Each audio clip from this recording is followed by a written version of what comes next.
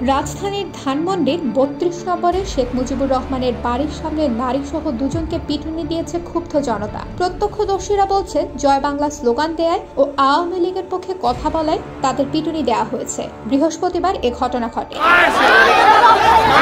প্রত্যক্ষদর্শীরা বলছেন, এক ব্যক্তি ৩২ নম্বরের ওই বাড়ির সামনে গিয়ে জয় বাংলা স্লোগান দিচ্ছিলেন। এ সময় বিক্ষুব্ধ জনতা ওই ব্যক্তিকে পেটান। পিটুনি খেয়ে তিনি এক পর্যায়ে মাটিতে লুটিয়ে পড়েন। তাকে আহত অবস্থায় সেখান থেকে অন্যত্র সরিয়ে নেয় কয়েকজন।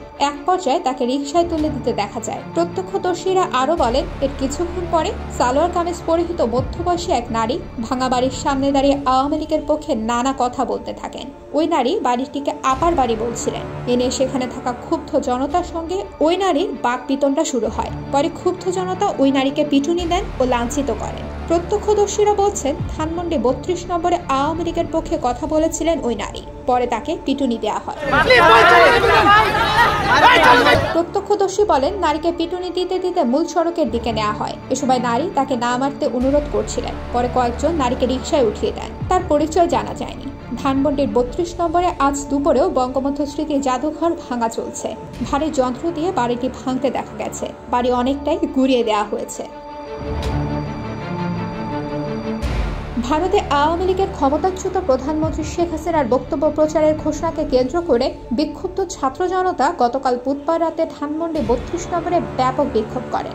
এক পর্যায়ে বঙ্গবন্ধু শেখ মুজিবুর রহমানের বাড়িতে ভাঙচুর ও অগ্নিসংযোগ করা হয়।